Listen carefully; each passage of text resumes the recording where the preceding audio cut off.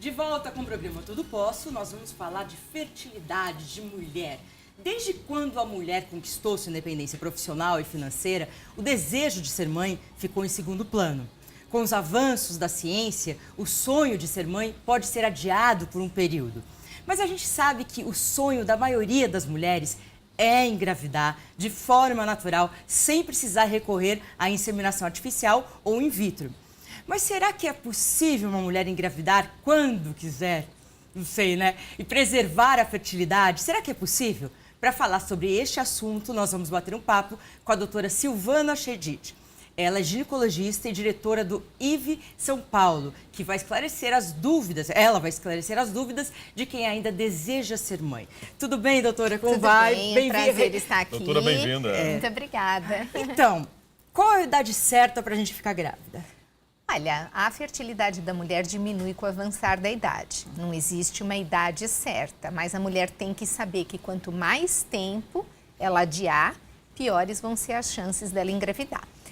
Essa decisão de engravidar, a mulher tem que levar muitos fatores em consideração. Ter um parceiro adequado, estar estabilizada profissionalmente, mas infelizmente a mulher tem o relógio biológico, diferentemente do homem, porque o homem produz espermatozoides constantemente a vida toda e só vai ter uma queda dos espermatozoides depois dos 70 anos.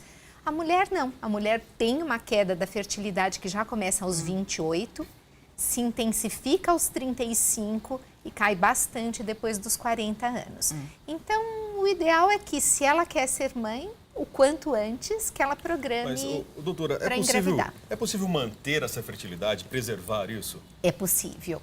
Hoje nós temos uma técnica de congelamento de óvulos, que é uma técnica bastante eficiente e que garante que os óvulos mantenham a qualidade depois do descongelamento. A técnica de congelamento de óvulos já começou há muitos anos, desde a década de 90, mas no início não era uma técnica muito confiável.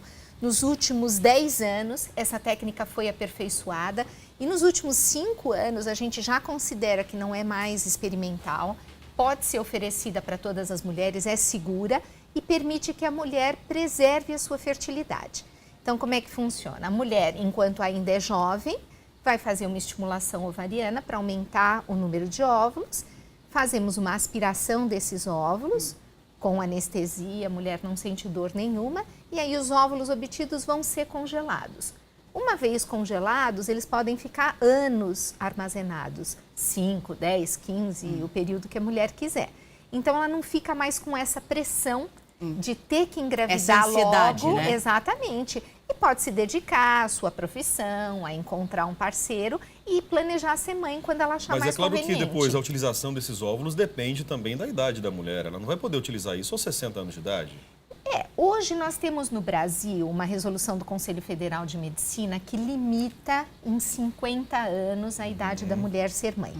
Isso é uma resolução que é muito questionada, porque na verdade é de certa forma anticonstitucional. Não permitir que uma mulher com mais de 50 anos engravide. Agora, não é só a idade, a gente tem que levar em consideração também outros fatores, se a mulher é saudável, se ela não tem pressão alta, não tem diabetes. Hoje a gente vê mulheres com mais de 50 anos que estão muito em forma, que têm o peso adequado, que praticam esporte, que têm uma alimentação adequada. Então não haveria uma contraindicação para ela engravidar. Mas tem uma idade máxima que você pode recolher esses óvulos. Para recolher os óvulos, sim. A mesma orientação da mulher é engravidar. Quanto antes, melhor. Quando a mulher congela os óvulos até 30 anos, os resultados são excelentes. A gente consegue uma grande quantidade de óvulos de excelente qualidade. Até 35, a gente recomenda, ainda que sejam congelados, porque ainda tem uma boa produção, uma boa qualidade. A partir dos 35, aí já tem que ser avaliado caso a caso, porque aí a probabilidade de não ter um número grande aumenta e a própria qualidade dos óvulos estou surpreso diminui. com essa palavra qualidade em relação aos óvulos. Isso vai diminuindo também ao longo do tempo? Vai diminuindo, porque a mulher já nasce com o número de óvulos que ela vai ter a vida toda. Então, conforme ela vai ficando mais velha, esses óvulos vão envelhecendo e com isso eles vão tendo uma perda da qualidade. Como é que acontece essa perda da qualidade? Basicamente por problemas cromossômicos. Então, os cromossomos dos óvulos ficam deteriorados E aí, o óvulo é um óvulo com menor capacidade de ser fertilizado e quando é fertilizado, aumenta o risco de abortamento e de um bebê com problemas cromossômicos, como, por exemplo, a síndrome de Down. A gente sabe que a síndrome de Down, a incidência aumenta conforme aumenta a idade da mulher. Por exemplo, uma mulher com mais de 45 anos, ela tem mais de 50% de risco de abortar, se ela engravidar, e tem um altíssimo risco de ter problemas cromossômicos. Então, a gente não recomenda que a mulher tente engravidar com os próprios óvulos acima de 45 anos. Já que a gente está falando de doença, síndrome de Down e tal, quem tem câncer, o câncer causa infertilidade? Olha, o câncer em si não, a menos que ele acometa diretamente os ovários e a mulher tenha que retirar os ovários, mas muitos dos tratamentos usados para o câncer, a quimioterapia e a radioterapia, em geral levam à infertilidade.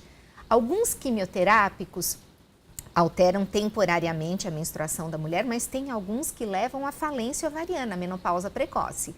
A radioterapia sobre os ovários também causa uma menopausa precoce. Então a sugestão seria retirar esses óvulos de repente antes da químio? Exatamente. Então isso é o que nós estamos hoje tentando divulgar junto à população em geral. Para os homens também acontece isso, né? Os homens também, quando fazem uma quimioterapia, podem acabar se tornando estéreis. Então a gente recomenda que pacientes jovens diagnosticados com câncer procurem um especialista em fertilidade antes de começar o tratamento de quimioterapia para armazenar os seus gametas, os óvulos e os espermatozoides. Quer dizer, então, o homem, da mesma forma que a mulher, também pode conservar os seus espermatozoides, também, naturalmente em função dessa situação de doença, de um câncer, exatamente, quando acontece uma quimioterapia. Claro, e no caso do homem é muito mais simples. A coleta do esperma para ser armazenado é através de masturbação, é como para um espermograma. No caso da mulher, nós fazemos uma estimulação ovariana, e aí é uma estimulação específica para mulheres que têm câncer, com remédios que não vão interferir com o câncer dela, principalmente se for um câncer de mama, um câncer que depende de estrogênio. A mulher faz essa estimulação rapidamente, em 10, 12 dias nós conseguimos estimular e aspirar os óvulos. Então, é um processo que não vai atrasar o tratamento do câncer, porque a preocupação que tem esses pacientes é de retardar o início do tratamento e ter consequências, né? Não, isso não acontece, a gente inicia imediatamente a estimulação, o congelamento dos óvulos, feito o congelamento, a mulher está liberada para começar o tratamento de quimioterapia. A gente também está ouvindo muito falar sobre HPV, por causa das meninas lá de Bertioga, né? Bertioga, tiveram problema com a vacina. Com a perna e tal, mas já voltaram ao normal.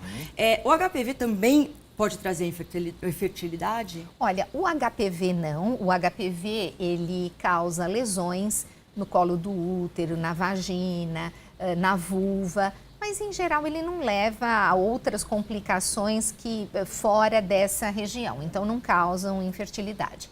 Agora, existem outras doenças sexualmente transmissíveis que levam à infertilidade. Por exemplo, a infecção por clamídia. Clamídia é uma bactéria que é de transmissão sexual, muitas vezes causa uma infecção assintomática, então a mulher tem a infecção e não percebe ela que silenciosa. É silenciosa. E a clamídia, quando não tratada, pode levar a um entupimento das trompas da mulher, uma obstrução das trompas. Então, como é que a mulher pode evitar isso? Indo regularmente no ginecologista, fazendo o seu controle de Papa Nicolau anual, porque mesmo que ela não sinta nada, o ginecologista vai ter condições de detectar essa infecção e tratar precocemente. Tratando precocemente não tem nenhuma consequência. Doutora, de forma natural, existe como a mulher manter essa fertilidade, seja através de alimentação saudável, prática de exercícios físicos? Isso é possível? Isso é possível. Nós não conseguimos retardar a menopausa, por exemplo. Isso não é possível. Então, muitas mulheres perguntam, eu posso retardar a idade da minha menopausa? Infelizmente, em relação a isso, não há o que fazer. Mas melhorar a fertilidade a mulher pode. De que maneira? Em primeiro lugar, evitando as doenças sexualmente transmissíveis, indo regularmente ao ginecologista. O ginecologista vai fazer dosagens hormonais que vão avaliar a produção dos óvulos na mulher. A alimentação. Hoje nós sabemos que muitos alimentos estão contaminados com hormônios. Isso, no caso do homem, pode levar a um prejuízo na produção dos espermatozoides. Então, procurar conhecer a procedência dos alimentos que está ingerindo. Anabolizantes de academia. Isso é muito importante que a gente alerte para a população jovem que frequenta a academia. É muito disseminada essa prática de tomar hormônios para aumentar a massa muscular, para diminuir a gordura. Esses hormônios, principalmente no homem, levam a uma diminuição importante na produção dos espermatozoides e muitas vezes zeram a produção dos espermatozoides. O problema é que as mulheres cada vez mais estão fazendo uso desse tipo São aqueles produto. pozinhos e também o GH, né? Exatamente. O GH que você aplica numa injeção todos os dias. Isso tem um prejuízo enorme, tanto para o homem quanto para a mulher. Então, é totalmente contraindicado.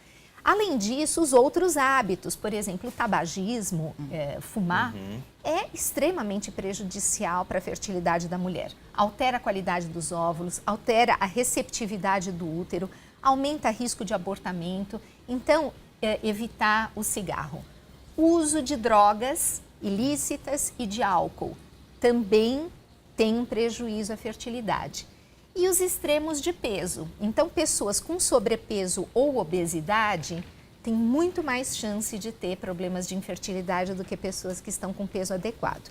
E, por outro lado, pessoas muito magras, com índice de massa corpórea muito baixo, também têm prejuízo na para fertilidade. A menstruação, né? Essas pessoas que emagrecem Exatamente. muito, né? Tem pessoas muito magras ou que fazem exercício em excesso, porque o exercício em excesso também é um problema, podem ter Eu tenho uma amiga dificuldade. assim, muito magra, está tentando engravidar, já faz alguns anos e não consegue. E ela não consegue justamente... Não, mas ela é muito E magra. o médico já falou que a relação talvez seria Não, pelo eu não peso sei se dela. o médico falou, não sei. Eu só estou fazendo a conexão. Fazendo associação. Por exemplo, nós temos uma nutricionista na clínica que, para esses casos, a primeira abordagem é o restabelecimento do peso ideal.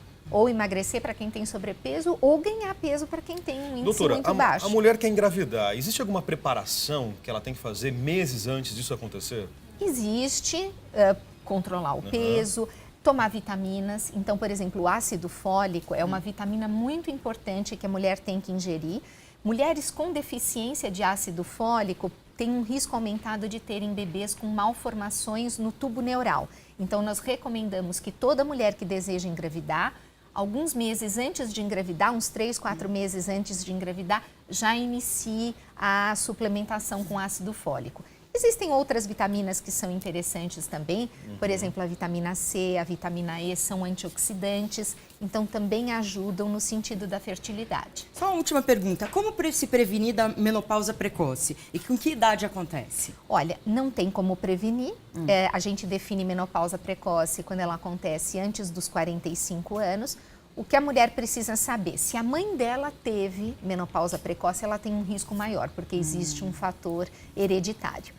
E fazer anualmente dosagens hormonais. Através das dosagens hormonais, ela tem como saber se está entrando em menopausa. E aí programar uma gravidez para um período em que ela ainda está fértil.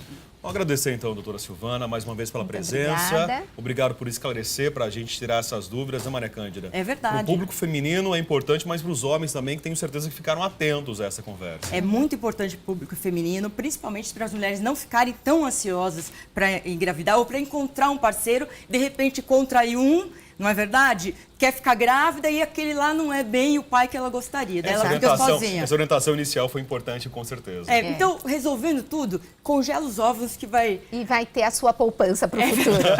Doutora Silvana, muito obrigado. Muito obrigada. Agora é hora de informação aqui no nosso programa. Você vem comigo porque nós vamos falar de cultura.